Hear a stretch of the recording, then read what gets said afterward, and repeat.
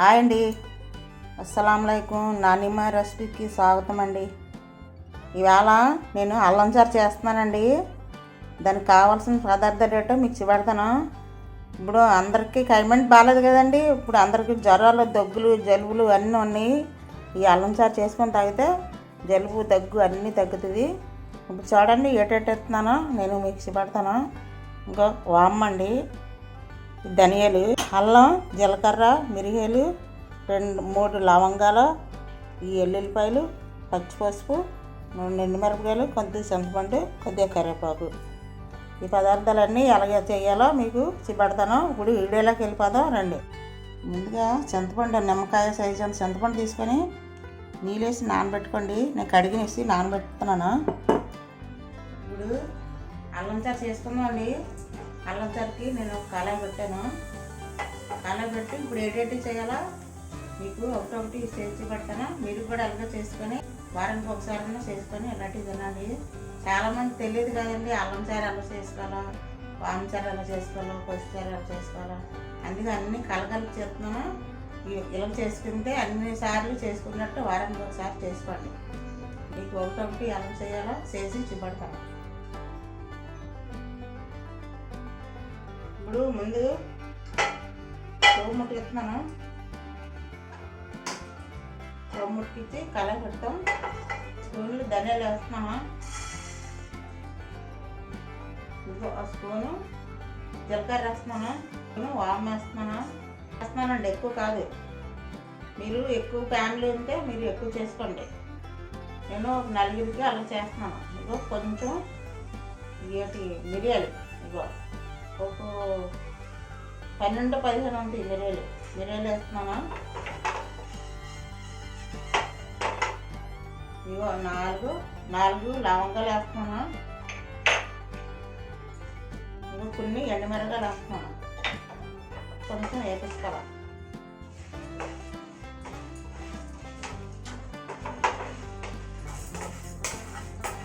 ఇప్పుడు ఏం పని అండి, ఇప్పుడు ప్లేట్లో తీసుకున్నాం. ఇవి నేను స్టవ్ కట్టేస్తున్నాను.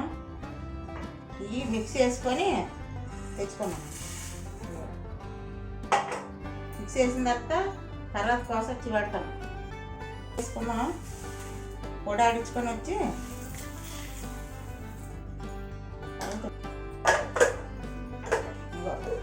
మూత తీసుకొని ఇది అయిపోయింది చూడండి.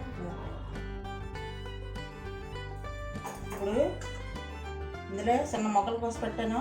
ఈ అల్లం వేసేస్తున్నాను. ముందు గింజలు ఎందుకు మిక్స్ చేశానంటే వీటితో పాటు వేస్తే నలగదు, అందుకనేసి గింజలాగా ఉండిపోద్దని అది ముందు వేపేసి మిక్స్ చేసుకోవాలి. అందుకే అది వేసాను. ఇప్పుడు పసుపు వేస్తున్నాను, కొంచెం పచ్చి పసుపు. ఇప్పుడు ఇగో ఎల్లుల్లిపాయలు ఇప్పుడు ఈ మిక్స్ చేసుకున్నాం. మళ్ళీ మిక్స్ చేసుకొచ్చి మళ్ళీ మిక్సీ పెడతాను.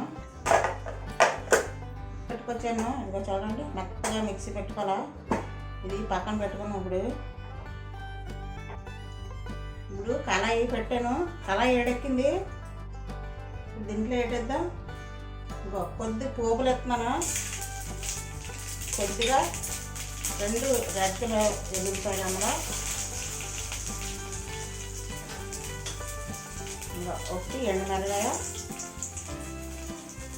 ఇంకా 3 పచ్చిమిరపకాయలు, కరివేపాకు, 1 ఉల్లిపాయ. ఎందుకు చెప్తున్నానంటే కొంతమంది తినలేరు, అందుకే ఉల్లిపాయ కూడా వేసుకోవచ్చు. ఉల్లిపాయ చేసుకోకుండా చేసుకోవచ్చు. ఉల్లిపాయ చేసుకోకుండా చేసుకుంటే పర్ఫెక్ట్గా ఉన్నట్టు, మనం స్వచ్ఛమైన అల్లం చారు తిన్నట్టు. ఇలా చేసుకుంటే కొంచెం అగరు ఉండదు, బాగుంటుంది. నీరుల్లిపాయ వేసుకుంటే కొంచెం అందరు పిల్లలు కూడా తినేస్తారు ఇలా చేసుకుంటే. అందుకే నేను నీరుల్లిపాయ వచ్చి చేస్తున్నాను. ఉల్లిపాయ లేకుండా మళ్ళీ ఇంకొకసారి చేసి పెడతాను. అది ఎలా చేసుకోవాలో నేను వేసినవన్నీ చూసారు కదా, ఇలా వేసుకోవాలి.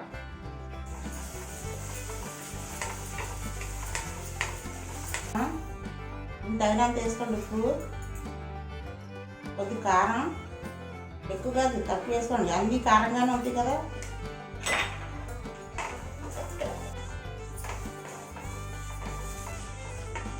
ఇప్పుడు ఇదంతా అయిపోయింది కదా. ఇవి ఇలా కడిగేసి ఎందుకు ఎత్తారంటే కడిగిన వేసినవి టేస్ట్ ఉంటుందంట. అందుకు కడిగినవి కూడా ఇందులో ఎత్తారు. ఏది కడిగినా సరే లాస్ట్న కడిగేసి అందులో వేయాలి. ఆ టేస్ట్ వేరే ఉంటుంది అన్నమాట.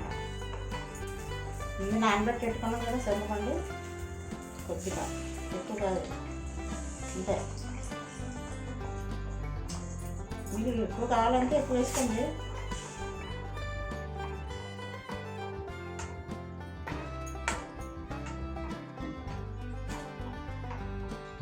అయిపోయింది.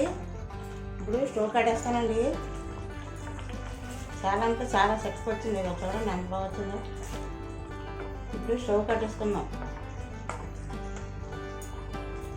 చారు బయట అన్నం కోసం చూడకండి, లోపల మనం కొడుకులో తింటే ఎలా తగ్గుతుందో అది చూడాలి. కానీ మన కూరలు సోప్ కోసం చూడకూడదు. మన కొడుకులోకి వెళ్ళేది తింటే ఎంత మంచిదో అది చూడాలి ముందు. మనకి పేగుల్లోకి వెళ్తే మనకి జీర్ణశక్తి అలవద్దే, మన ఒంటికి ఏది బాగా పనికొస్తుంది అవి తినాలి. అవి దానికోసం చూడాలి. కానీ బయటికి కూరలు కలర్ఫుల్గా ఉన్నాయా లేకపోతే బాగా కనపడుతున్నాయి, ఆ కలర్ అయితే బాగా కనపడుతుంది, కారం అయితే బాగా కనపడుతుంది, అది ఎప్పుడు మీరు చూడకండి. మనం న్యాచురల్గానే మనం ఎప్పుడు ఎలా వండుకుంటున్నామో అలాగే వండుకొని మంచి కుక్కి తినండి. ఎందుకు మాకు వెళ్దాం ఇవన్నీ చెప్తుందని సానద్దు. మీకు ఒక అమ్మగా, మీకు ఒక అక్కగా, మీకు ఒక ఆంటీగా, మీకు ఒక అమ్మమ్మగా, మీకు ఒక నానమ్మగా చెప్తున్నాను. ఇలాంటివన్నీ చేసుకొని తింటే ఈ క్లైమేట్ కూడా బాగాలేదు కదా, ఇలాంటివి చేసుకొని తింటే బాగా మీకు ఆకలి బాగుపడుతుంది, మంచి అన్నం వస్తుంది, మనకి ఎనర్జీ వస్తుంది, మనకి దగ్గు జలుబు ఏమి రాకుండా ఉంటుంది. సింగిల్లో తడిసినా సరే ఏటు కాదు, కప్ప అది పట్టదు గొంతులో. ఇప్పుడు నేను స్టవ్ పెట్టేస్తున్నాను చూడండి. ఇప్పుడు నేను ఇంకో గిన్నె వేసేస్తాను.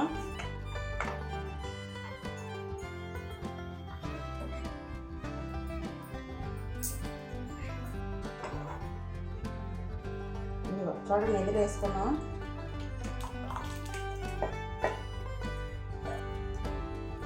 సూపర్ అంటే సూపర్ వచ్చింది. అదిరిపోయి